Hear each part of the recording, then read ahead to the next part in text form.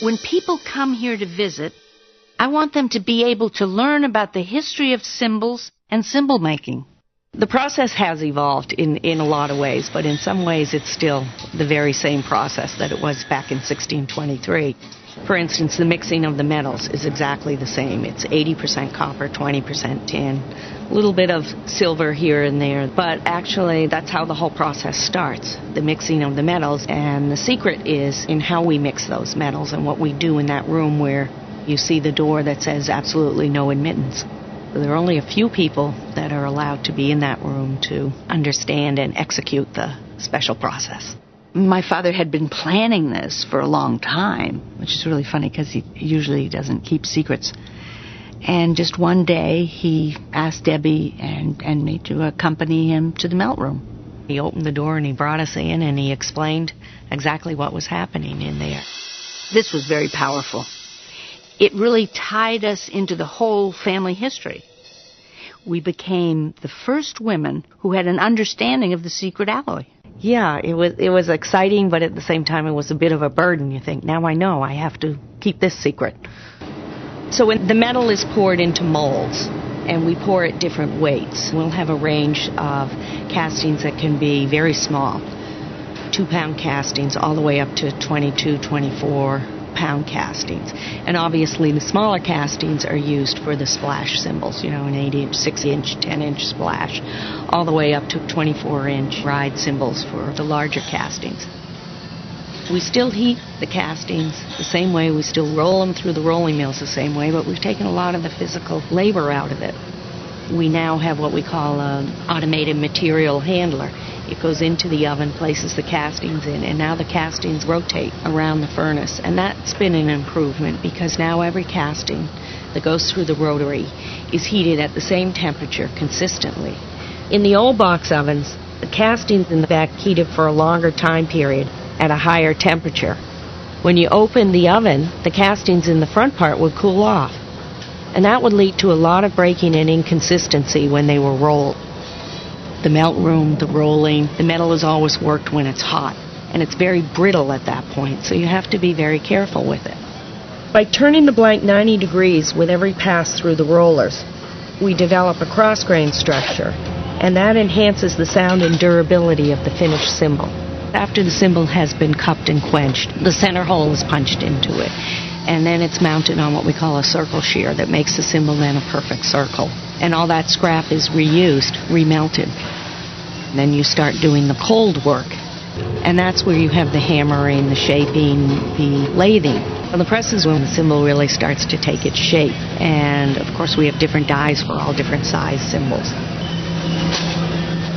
Hammering not only work hardens the symbol, but our numerous proprietary hammer technologies produce sonics that could not be possible otherwise.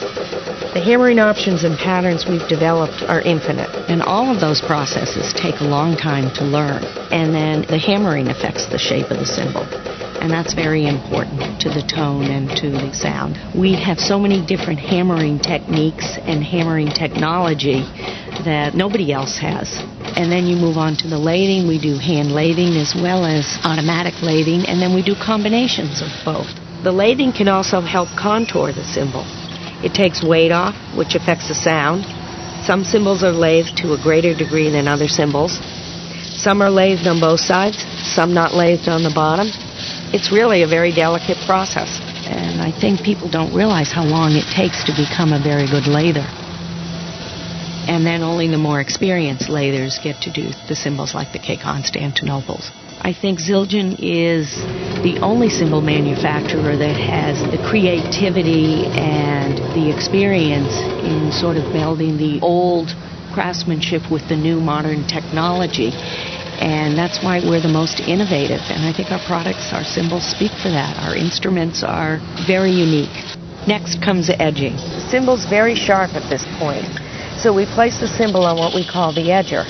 This machine deburrs the edge of the symbol, making it smooth. Some of our symbols are buffed, not all of the symbols are buffed, but the buffing adds to the visual effect. The A custom line is always buffed, and it gives it that high, beautiful luster.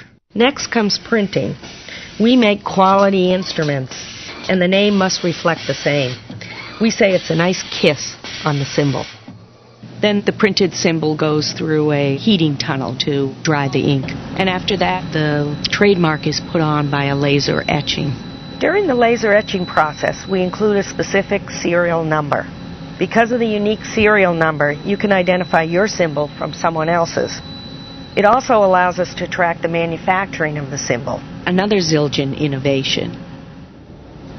I think everybody's heard that Zildjian cymbals are always tested before they go into the vault. But I think what people don't realize is throughout the process, we're always bringing the cymbals into the tester for quality checks to make sure at different stages of the process, is the shape of the cymbal right? Is the thickness right? Are the hammer marks the right ones? So there are various stages of testing, but ultimately the product, before it goes in to be printed, goes through a very formal testing period. Someone listens to every cymbal we make before we put the Zildjian name on it and approve it. We have our legendary tester, Leon Chiappini, who's been with us for over 40 years. He is responsible now for training all the new testers. So we have testers on every shift. And we train our testers not only for sound now, but for visual effects and for shape and weight. We're not all about the drum set. We do marching, we do orchestral. In fact, we lead in those areas. And we really wanted to have a place where orchestral players could come. You need to make it easy for people to come in and pair cymbals. Our commitment is evidenced by our new Wenger sound booth. It recreates the acoustics of virtually any venue, from concert halls to outdoor arenas. We continually reinvest in the company to keep our edge.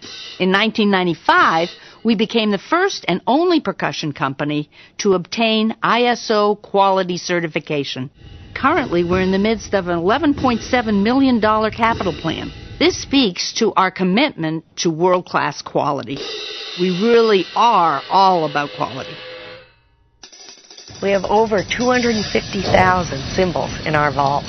Certain products need more time than others. So we do have areas like the vintage cymbals that have to stay in the vault longer before we release them for sale. They just need a longer time period. And it's also true that cymbals over time from playing will sound better.